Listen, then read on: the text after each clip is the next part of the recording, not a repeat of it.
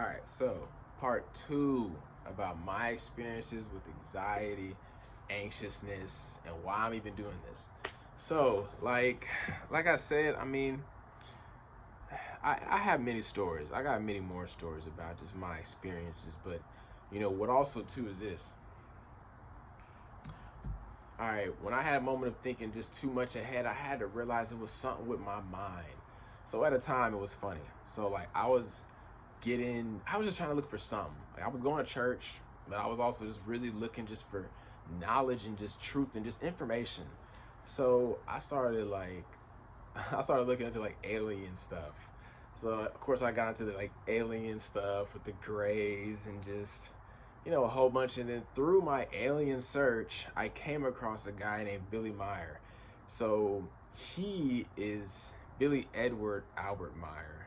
He talks to these guys, these civilization called the Pleiadians, and these allegedly, so these Pleiadians are like a really advanced species who basically like through a long time ago, basically like felt like, all right, so way back when, and I'm messing up the story, I'm butchering it.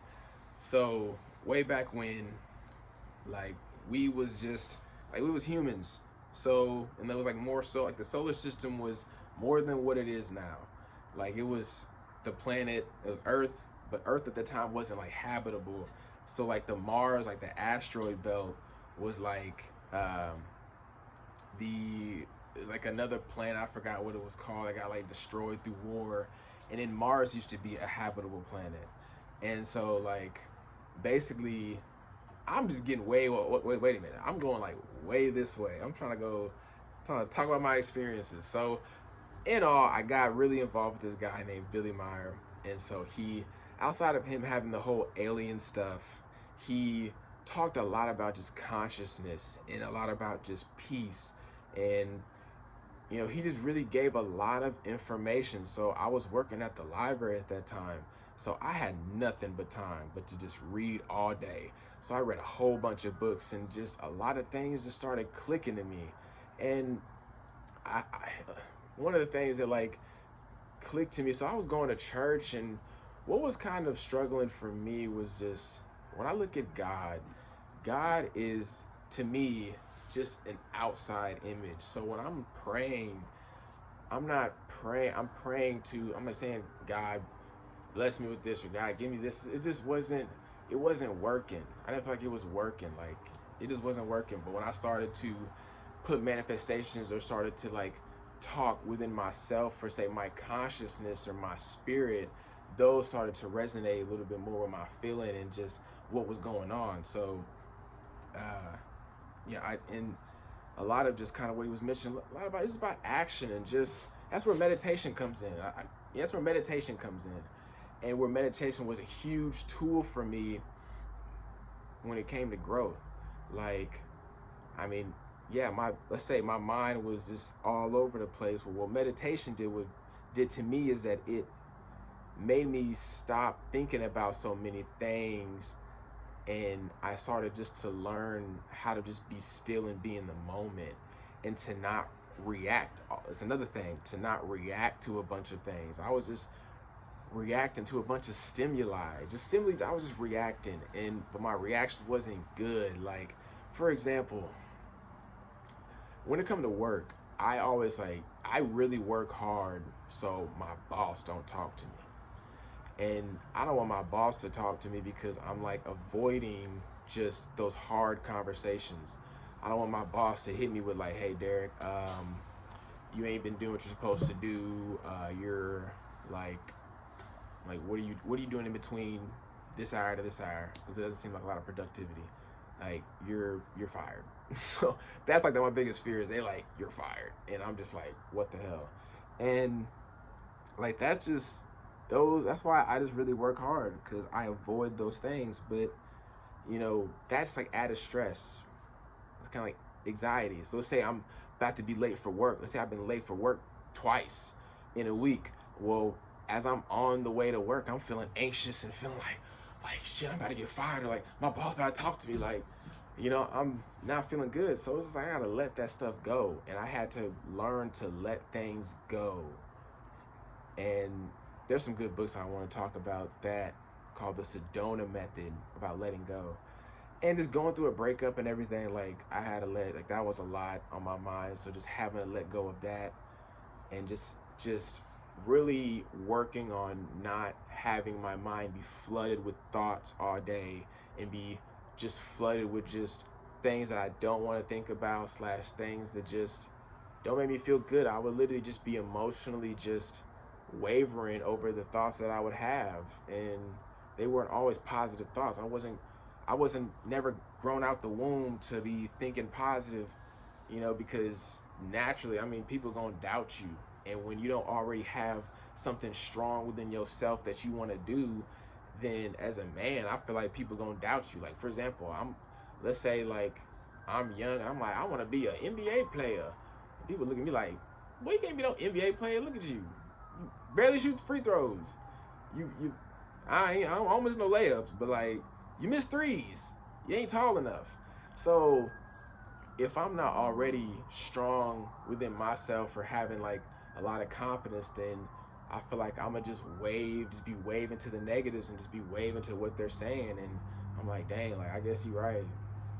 And I don't do it. And I definitely struggle with that by growing up and just listening to what a lot of people said and just internalized it and took what everybody said is to heart and them trying to be helpful when really I realized that people mention a lot of things just through doubt and just because they don't understand it, and like they're just internalizing it in their situation. So for example, let's say I tell somebody like, yo, I want to be a doctor. Or no, somebody tell me, yo, Derek, like I want to be a doctor. I'm like, first thing I'm thinking of is how it is for me to be a doctor. I can't do no nasty stuff. Like, let's say we in the ER and somebody come with a broken leg and a bone popping out. I'm gonna be the one where I'm going like I'm dropping. And so then when somebody tells me I want to be a doctor, I'm thinking about that. I'm like, a doctor? And I'm like, hell no. Like I couldn't do it that gory. And then also too, the hours. Like I'm also too like, man, I can't, or not the hours, but how long it does for schooling. I'm not mentally saying that I can do that, so I'm gonna tell them like, that's a lot of school. Like I couldn't do that. I'm like, nah. So really, when people say things, it's not really taking it to heart because they're just saying things just out of just doubt. But also too, I used to be a person that I just say things just to say some stuff. Like I just be saying without my mouth and just saying like, hell no, and just commenting on stuff just to say it, just to say the first thing in my mind, but it didn't mean that I really meant it.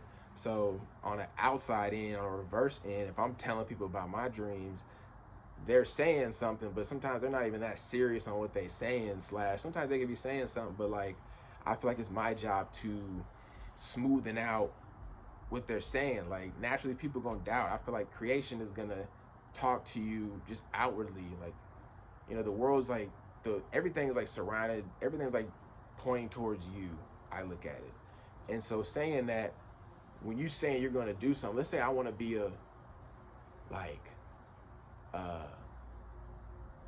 let's say I want to do YouTube. I want to be big on YouTube, right? I want to be big on YouTube. And somebody gonna be like, big on YouTube, like, ooh, that take a lot. Like, you got to make sure you do this, this, this.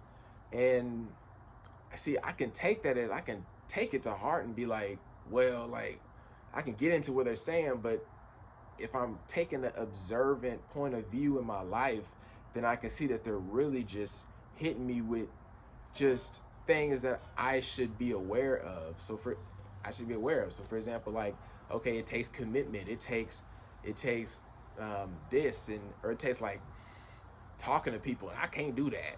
That's what somebody would say.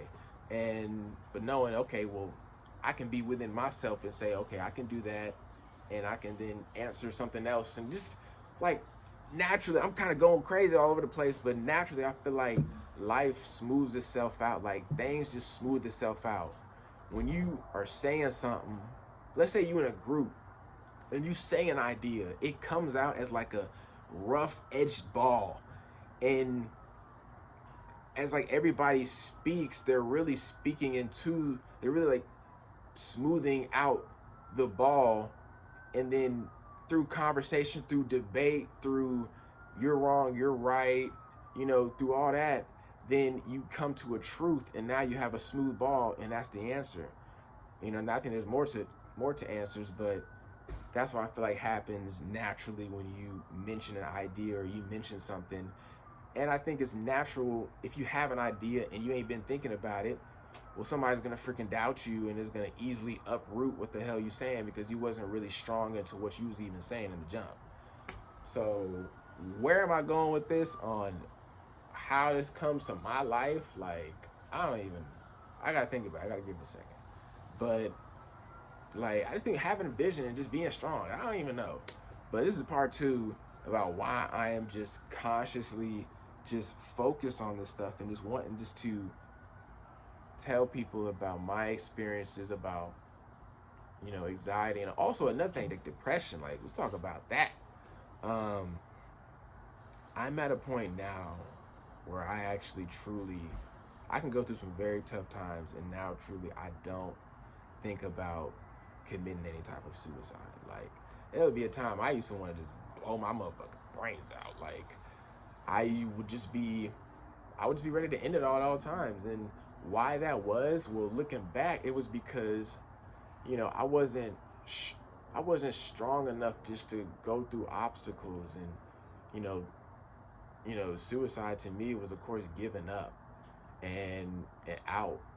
But see, what I had to realize now is that I was struggling through just dealing with my emotions and, having just to deal with my emotions. Like, yeah, I'm great on the positive stuff. I'm happy. Life is amazing. But when it comes to the negative, I'm just like down in the gutter. And then I'm also not strong within myself, where I need outside validation.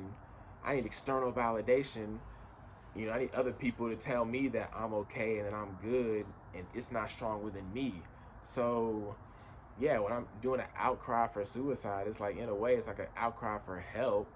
Because if you was actually about to do it, you was just gonna do it. Like, ain't no you gonna mention it to the world and then. But then again, hey, like, respect. Listen to people when they do that. I'm just speaking for me, speaking from my experiences. So, and I had to grow strength within myself and just get strong within me. And I had to learn what I like to do, and just how I started to build a routine. I just had to, just deal with my emotions better. And a lot of these videos I do want to talk about, but also want to kind of like go in with other books and mention that. But definitely, like, I'm at a point now where I'm like just kind of feeling okay with life and its ups and downs, because of course it's going to be ups and downs. But some and other people, hey, they good on that. Like, they straight, but I'm different. So, oh yeah. So then mentioning about then God and stuff, external validation, external, God, I'm praying externally. So the principle of it, I feel, with when I was really deep into Christianity, or just deep into what I believed in at that time, was that the principle is, it was external. Everything that I was looking for was external. Validation external. Feeling calm external. Feeling relaxation external. When it comes to what I should do in my life, external.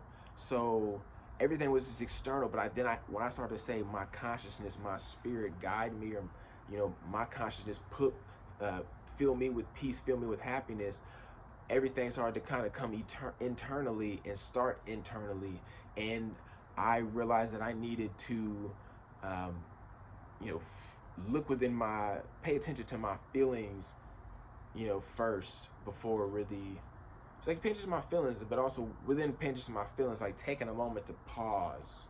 Because when you pause and give things a moment, you kind of give it a second for things just to process better than just reacting real quick. Because I would react. I'll be a reactor.